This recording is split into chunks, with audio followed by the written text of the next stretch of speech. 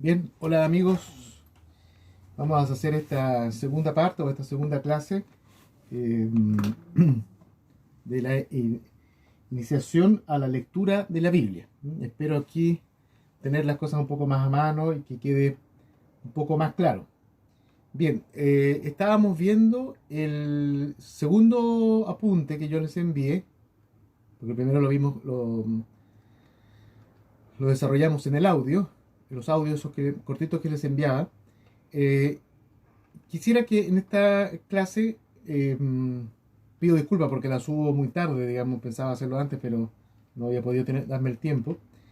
Vamos a ver la segunda parte del apunte, pero a la vez vamos a ir mirando el tercer apunte, que era este que se iba, no sé si se verá algo, pero que tenía unos cuadritos. Eh, Vamos a ir viéndolos como en conjunto porque de alguna manera están relacionados. La breve historia de la salvación, ¿no es cierto?, que estábamos revisando, con estos, dice ahí al comienzo de ese documento, principales fechas del Antiguo Testamento. ¿Qué es lo que me importa o importa en esta lección? Que quede claro que los textos del Antiguo, también del Nuevo, pero especialmente vamos a ver aquí los del Antiguo, también veremos algo del Nuevo. No, ya creo haberlo dicho en la presentación anterior. No son necesariamente escritos al tiempo. ¿A qué voy? Que uno dice, mira, abro la Biblia, ¿no es cierto?, y encuentro el Génesis primero. Entonces alguien puede decir, ah, el Génesis se escribió primero. No, definitivamente no. Lo mismo veremos luego en el Nuevo Testamento. Mateo no fue escrito primero, fue Marcos. Luego todos los libros, todos los textos dirán el primer evangelio, el segundo evangelio, el tercer evangelio y el cuarto evangelio, por el orden que llevan en la escritura. Pero eso necesariamente hay que entenderlo porque, como decíamos la semana pasada, la historia se va desarrollando, la historia de Israel, la historia de la salvación, es decir, aquella historia de Israel, de este pueblo, familia, clan, tribu, ¿se acuerdan? Nación, que luego va reinterpretando su historia como historia de la salvación. Cosa que puede ser una comunidad parroquial, puede ser una comunidad religiosa, puede serlo cada uno de nosotros. Reinterpretar su historia desde la mirada a la salvación. Entonces uno puede pensar en un hecho que a uno le pasó en la infancia o de joven, decir, mira, hoy día desde la experiencia de vida que tengo, releo mi historia de una forma distinta y aquello que a lo mejor fue complicado, que fue difícil o no lo entendí de joven o de niño, hoy día lo interpreto con otros ojos, que son los ojos de Dios. Toda historia es siempre interpretación, siempre es interpretación. Bueno, dicho eso, entonces me interesa que sigamos con el documento que estábamos viendo, que habíamos quedado justo al inicio de la monarquía. Dice en la letra D, me imagino que está igual que en el documento de ustedes, habla de la monarquía del año 1031 al 587. Aquí ya las fechas coinciden más con las fechas reales. Siempre va a haber una prox, ¿eh? Siempre va a haber una prox. Me refiero aproximadamente. Pero ya a diferencia de los tiempos de los patriarcas, por ejemplo, ya hay una, porque además es cuando ya, en el tiempo de la monarquía, es cuando Israel, por decirlo así, se inserta en el concierto de las naciones. Es un país, dicho de esa forma. Bueno, debido al tema político contingente que ellos vivían, especialmente con la guerra con los filisteos, ellos deciden organizarse como un reino. Habían resistencia frente a esto, pero finalmente, como creo que ya lo decíamos la vez pasada, Samuel, que era sacerdote y era profeta, unge a Saúl como rey y luego este pierde el favor de Dios. Luego viene David. No vamos a desarrollar ahora la vida de David, por cierto, pero David va a ser, como creo que haberlo dicho la semana pasada también, o la vez pasada, iba a ser el prototipo de rey. Su hijo, Salomón, que nace de una infidelidad, ¿no es cierto?, de David, de la mujer de Uría, de Betsabé. Para los que quieran entrar en detalle, eso aparece en segunda de Samuel, si no me equivoco. capítulo 12 o algo así.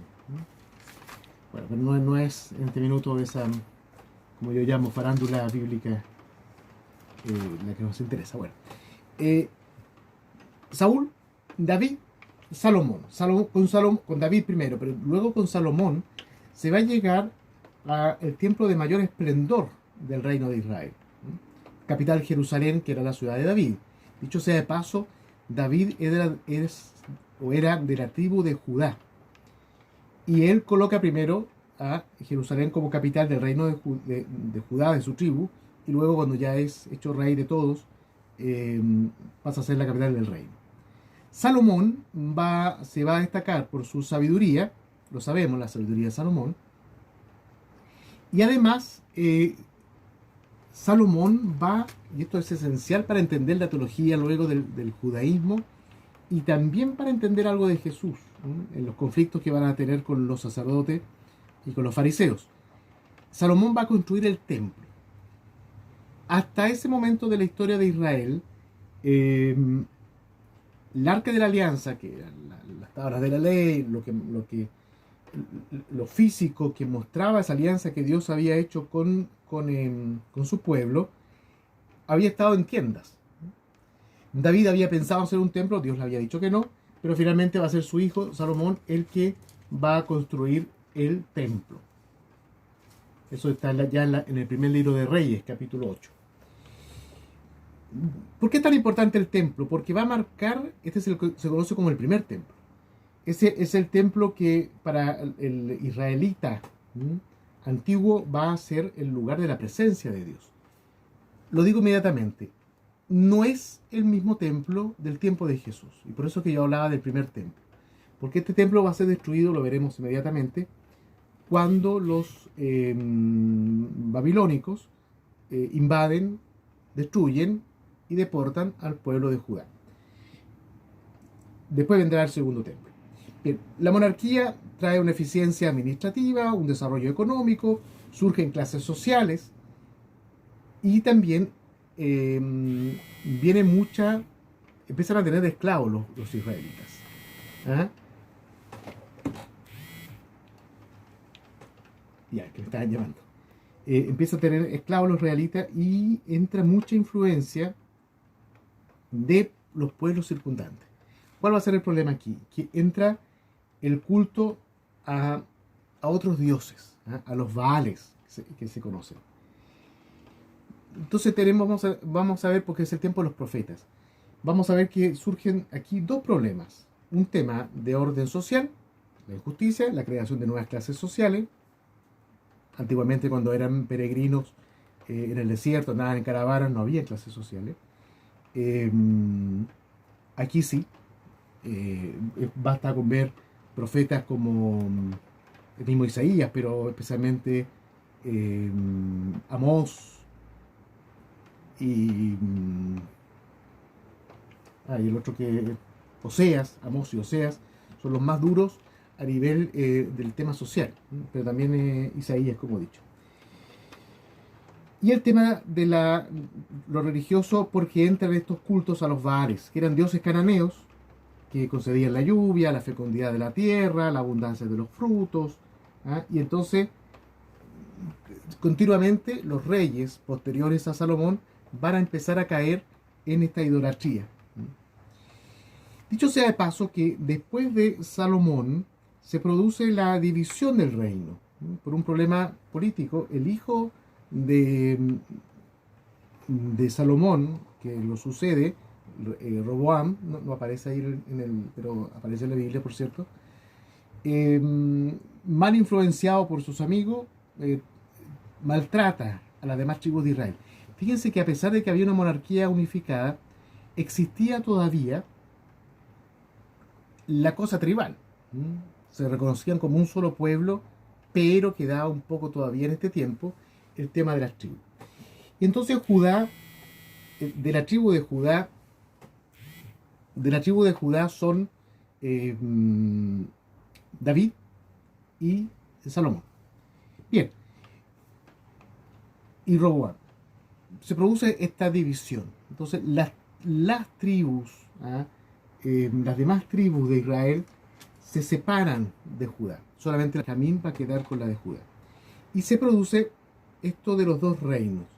El reino del sur, Judá, con capital Jerusalén, que mantiene la dinastía davídica, y el reino del norte, que va a quedar a cargo de un general de Salomón, Jeroboam, que va a ser el reino del norte y que va a mantener el nombre de Israel. Ojo, porque de pronto en los salmos o de repente en algún cántico de los profetas se dice Israel y Judá. Y es por eso, porque se habla de los dos reinos. Reinos que tendrán peleas entre ellos o de pronto se unen para combatir a un externo.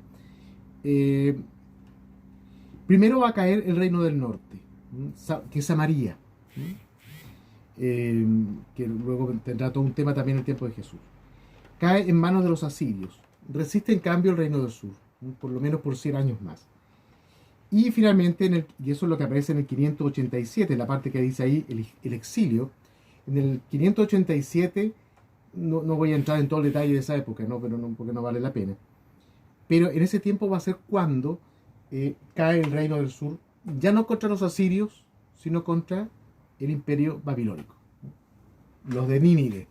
Nínive es una ciudad que aparece harto en la Biblia y que representa justamente como el mal. Nínive y Babilonia. Nínive es la capital de Asiria, perdón. Si vemos en el otro apunte, va poniendo los años también, los inicios, el éxodo, los jueces, y en los cuadritos que están ahí en el apunte, se va diciendo cuándo más o menos se fueron redactando o se fueron transmitiendo oralmente cada una de los textos del Antiguo Testamento. Entonces cuando llega ahí, en el punto 4 de la monarquía unificada, de 1030 al 931, aquí es más acotado porque es la monarquía unificada, es decir, antes de esta separación del norte y del sur. Y por eso que llega hasta el 931. En el cuadrito dice que se van redactando en esta época el documento ya vista. No voy a entrar en profundidad con eso, pero se refiere a partes del Pentateuco. ¿Se recuerdan que hablábamos la semana pasada o la vez pasada del Pentateuco? Entonces se van redactando estos documentos. Insisto, no es que nadie se haya sentado y diga, mira, voy a ponerme a escribir la Biblia. No, nadie, ni en el Antiguo ni en el Nuevo Testamento tuvo esa pretensión. La monarquía, especialmente la monarquía unificada, va a colocar, ¿no es cierto?, va a tener en mente, sí, ya empezar a escribir su historia. Y desde este prisma de la salvación. Y entonces empiezan a surgir documentos. Y por eso es que encontramos en el Génesis y en otras partes historias que se duplican, que se cuentan 2 veces. En la época de la monarquía es cuando esto se va haciendo.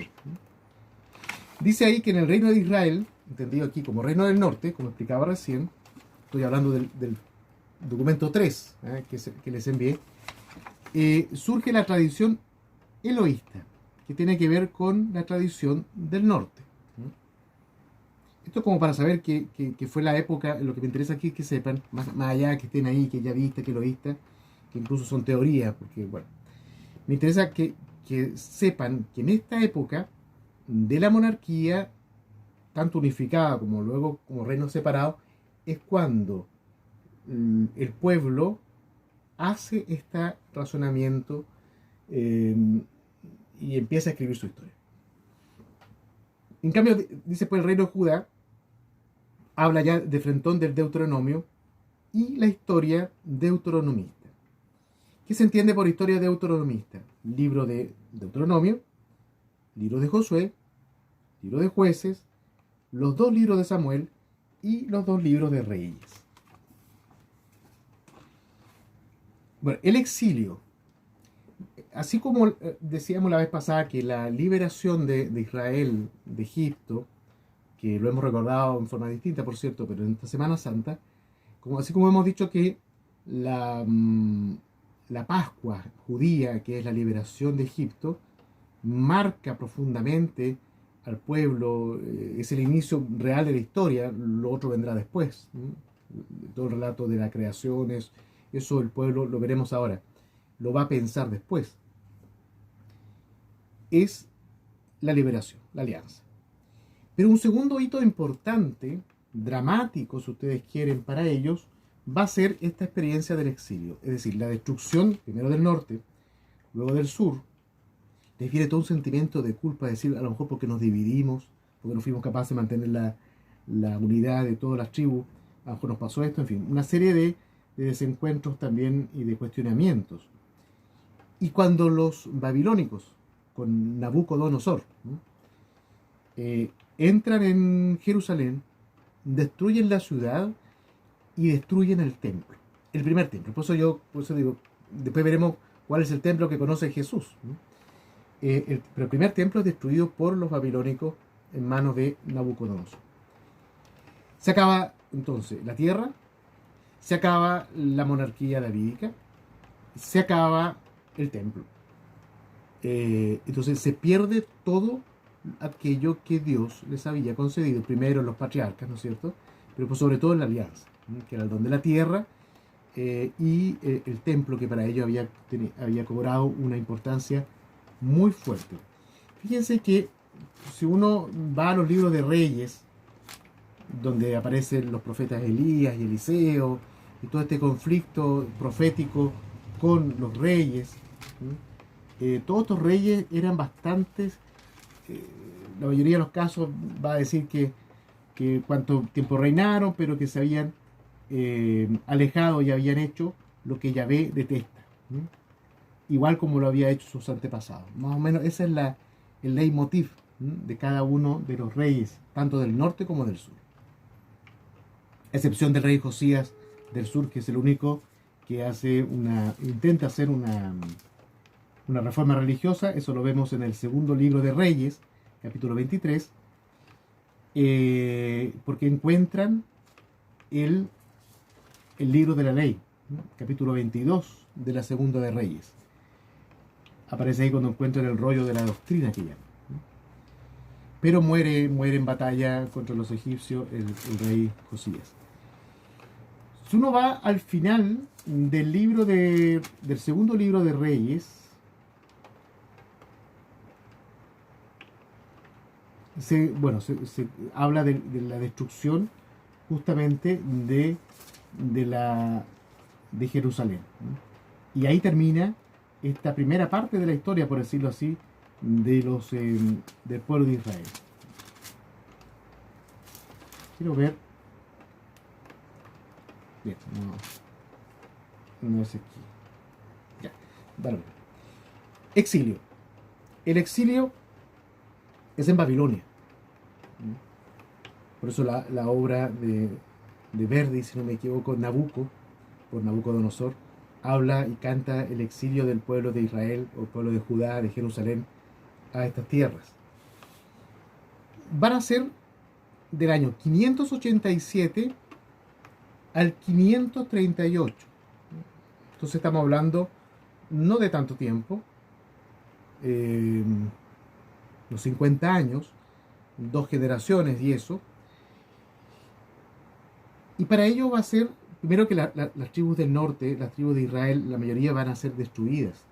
¿Se acuerdan que la vez pasada yo les decía la diferencia entre israelí y judío? Prácticamente los que van a quedar van a ser la tribu de Judá. Porque los del norte, bueno, algunos también fueron deportados, pero la mayoría fueron masacrados por los asirios. En cambio, los babilónicos tenían la costumbre de llevar deportados a los pueblos, sacarlos de su tierra. En Babilonia, estando Babilonia, el pueblo exiliado, se va a encontrar con un pueblo que culturalmente estaba mucho más desarrollado, militarmente también, por cierto, por eso le ganaron. Mesopotamia, de donde nacen, lo sabemos, ¿no es cierto?, todas las culturas, buena parte de las culturas junto con el Valle del Nilo, y descubren lo siguiente, que en las tradiciones caldeas, babilónicas, en fin, mesopotámicas en general, existían mitos. ¿Se acuerdan que la vez pasada yo les decía el mito siempre tiene que ver con el origen. Había mitos de creación. El más famoso, el canto de Gilgamesh, que alguien me preguntaba durante la semana sobre eso. Y en los mitos babilónicos o mesopotámicos, en general, se hablaba de que los dioses mesopotámicos, de diferentes formas, habían creado el mundo y al hombre. Este tema, para Israel, no era tema, sino hasta aquí. Y entonces ellos dijeron, porque para ellos los fundantes, ¿se acuerdan que lo habíamos dicho? Los fundantes de la alianza. Esto es muy importante a la hora de explicar, de entender, cuando se nos pregunta a veces, pero ¿cómo eso del mito, de la Biblia o de lo que sale en el Génesis? Es mentira, eso no fue así. Claramente no fue así. Porque para ellos no era un tema. Ahora, cuando se confrontan con estas culturas mesopotámicas y dicen, no puede ser que estos dioses de mentira, como dice un salmo o un profeta, creo, cuando dice, tienen oídos y no ven, tienen ojos y no, tienen ojos y no ven, tienen oídos y no escuchan, igual sean aquellos que los adoran, ¿no? Eran los dioses del pueblo que les destruyó el templo, del pueblo que los había exiliado. No puede, ellos decían, la conclusión del pueblo lo dice Ferrando, esto probablemente mejor que yo, digamos, en el libro, ¿se acuerdan? No puede ser que ellos, el Dios de ellos, sea el Dios creador. No puede ser. Tiene que ser Yahvé. ¿No? Y ellos crean y escriben en esta época, no antes, una historia de creación. Recién en el tiempo del exilio. Entonces, y con esto retomo algo que dije al inicio de esta lección. Recuerden, el orden en que los libros aparecen en la Biblia no es necesariamente el orden en el que fueron escritos primero. Entonces, los 11 primeros capítulos del Génesis, la creación, Noé, bien Adán y Eva, Caín y Abel, todas esas historias son escritas después. Y son escritas para darse una respuesta desde el Dios de Yahvé a estos hechos. Entonces, no es que, insisto en esto, no es que haya sido escrito primero, sino que fue escrito después, cuando se confrontan con otra cultura. Bien, en la Biblia aparece... Denme un segundo. Es que esto... Hay cosas que se me van en el momento, ¿no? Bueno. Hay una cosa que no encuentro. Bueno.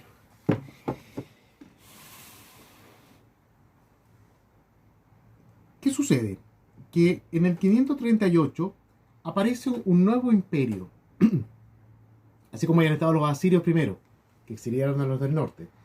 Viene Babilonia después, en la misma Mesopotamia, y que son los que destruyen el templo y exilian a Judá. Aparece un tercer imperio, que es el imperio persa.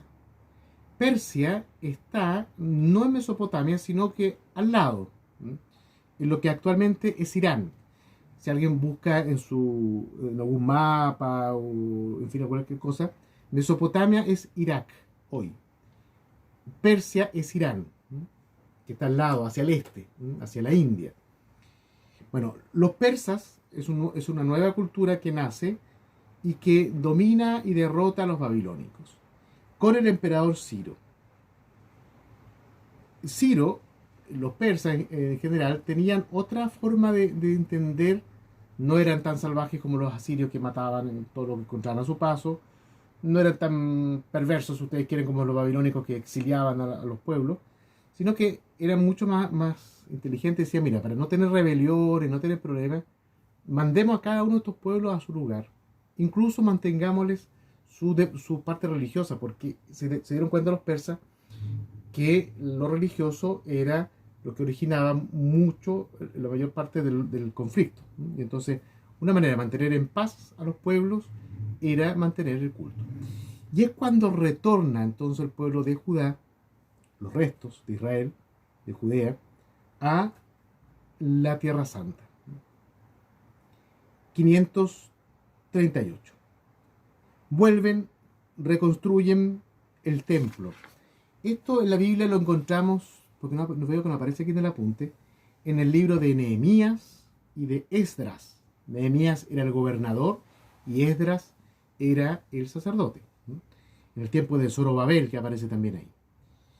Se habla de gobernador, porque son gobernadores de origen judío, pero que son designados por los persas. Entonces, en todo este periodo, Judá no tuvo, Judea, que se empieza a llamar aquí, no tiene una independencia política. Bien, dice ahí el apunte, no tendrá autonomía política ni territorio propio como tal. Se reconstruye el templo. Y este es el llamado así segundo templo, que es el templo que vamos a ver en el tiempo de Jesús, este templo que provoca tanto conflicto, que Jesús dice, este templo destruyanlo, yo en 3 días lo reconstruyo, que habían demorado yo creo que 46 años en levantarlo por segunda vez, y que dicho sea de paso, va a ser destruido después de Jesús, en el año 70 después de Cristo, por los romanos, producto de una rebelión del pueblo judío. Y nunca más se reconstruyó. Hasta el día de hoy, los que saben ustedes que se habla del Muro de los Lamentos en Jerusalén. El Muro de los Lamentos es justamente lo que quedó del templo, del segundo templo, y más encima sobre la explanada del templo que se conoce, los musulmanes después de muchos siglos después, ¿no? Construyeron 2 o 3 mezquitas, si no me equivoco. Una de ellas es una de las mezquitas más sagradas de la religión musulmana, por lo tanto, es muy difícil que los judíos logren hacer nuevamente su templo. Y de ahí el Muro de los Lamentos. Bien,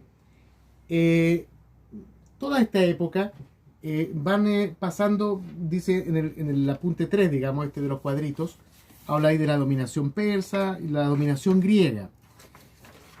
¿A qué se refiere con la dominación griega? Los que se acuerdan un poco de historia, ¿no? Los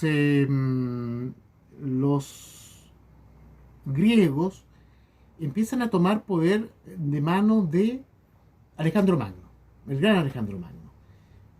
Alejandro Magno derrota a los persas, ¿eh? Y entonces, bueno, Alejandro Magno, ustedes saben, muere muy joven, y el gran imperio que Alejandro Magno forma se divide en varios reinos que quedan a cargo de sus generales, porque no tenía hijos. Y entonces, dentro de estos reinos también queda Judea. Los Ptolomeos, en fin, los Seleucidas, que es todo eso lo encontramos en la Biblia, en el libro de Daniel, los 2 libros de los Macabeos. Los Macabeos son una familia que se rebela contra los griegos, porque los griegos, a diferencia de los persas, no permiten la religión judía, ninguna, pero aquí nos interesa la religión judía, y más bien la persiguen y tratan de imponer las deidades, los dioses, ¿no es cierto?, de griegos. Y se producen todos estos conflictos. Bien, es el tiempo también de los libros sapienciales, ¿eh? Cuando se escriben esos libros. Bueno, en este tercer apunte va a aparecer ahí el reino asmoneo. ¿A qué se refiere con el reino asmoneo?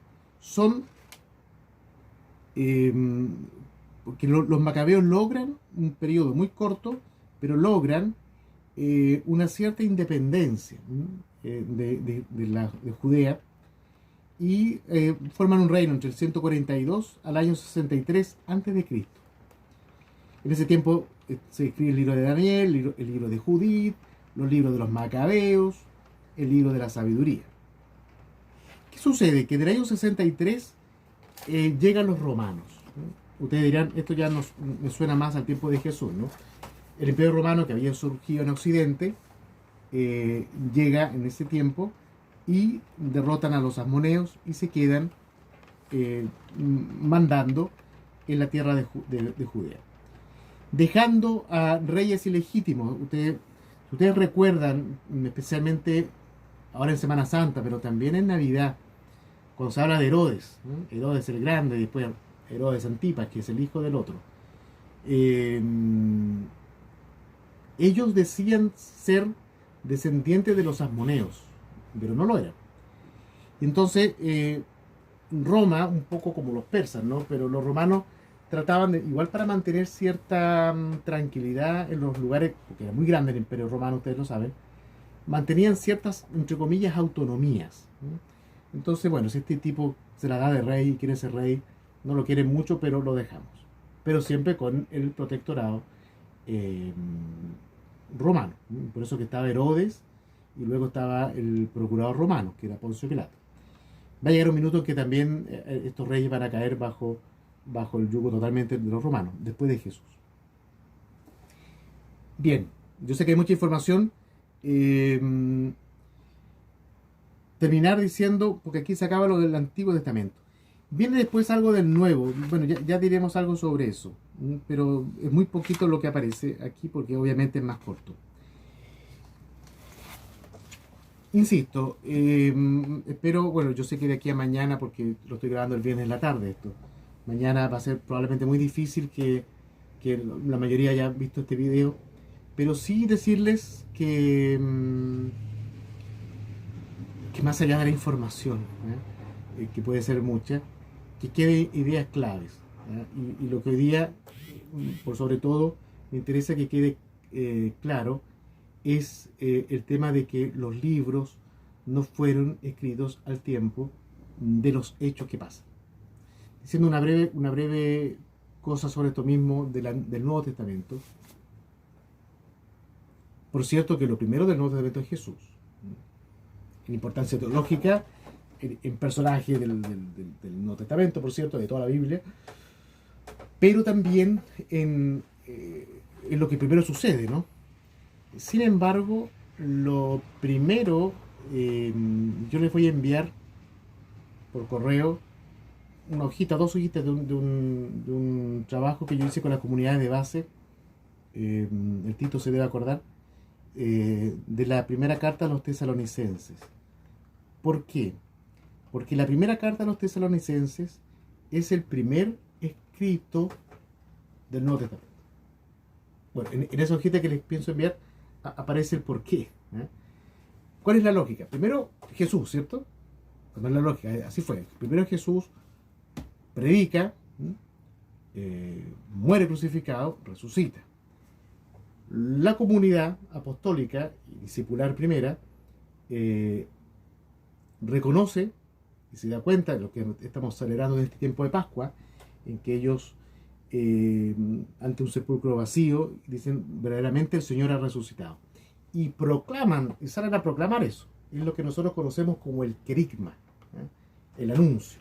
El anuncio primero es la resurrección. Ese es el primer anuncio nuestro. Dice San Pablo en la 1 Corintios 15, si Cristo no resucita, en vano es nuestra fe. Entonces ellos salen y el anuncio es oral, y no ponen por escrito. Y empiezan a formar comunidades, producto de la persecución que los judíos hacen de los primeros cristianos, la muerte de San Lorenzo, el patrono de, si Dios quiere, de todos ustedes el día de mañana, el primer diácono, perdón, nada que el Lorenzo, Esteban, bueno, Lorenzo también era diácono, San Esteban, perdón, en el capítulo 9 de los Hechos, esa persecución de los judíos, después de la muerte de Esteban, produce una salida, por decirlo así, desde la tierra de Judea de los cristianos. Y se empiezan a formar las comunidades. San Pablo, luego, cuando ya se convierte también él, empieza a formar comunidades. ¿Qué pasa? Forman comunidades, dejan presbíteros, dejan obispos, Timoteo, Tito, son muestras de aquello, pero se dan cuenta que empiezan a llegar problemas. Uno lee las cartas de San Pablo, la mayoría son respuestas a problemas contingentes de las comunidades. Por ejemplo, 1 Corintios 11, un texto de la Eucaristía, cuando San Pablo dice, la tradición que yo recibí es que estando Jesús con sus discípulos en la última cena, tomó el pan, lo repartió. Bueno, era porque las celebraciones que hacían de la cena los corintios, comían y bebían unos, mientras otros pasaban hambre. que es lo que denuncia San Pablo en 1 Corintios 11. Y entonces San Pablo escribe cartas para instruir, para corregir, le dice a Timoteo en una de sus cartas, ¿no? Para eso están, ¿no es cierto?, los apóstoles. Y por eso que las cartas son escritas primero. Porque frente a estas comunidades que se han formado y que tienen dificultades, los apóstoles, San Pablo el primero, van a empezar a escribir cartas para instruir para sus propias comunidades. Y después dice, claro, es importante que escribamos también y pongamos por escrito la tradición de Jesús, que hasta ese minuto era oral, el querigma, porque se daban cuenta además que se estaban muriendo todos los que habían conocido a Jesús. En ese documento que les pienso enviar, parte con un poema que dice algo así como: ¿qué va a pasar cuando muera el último que lo conoció?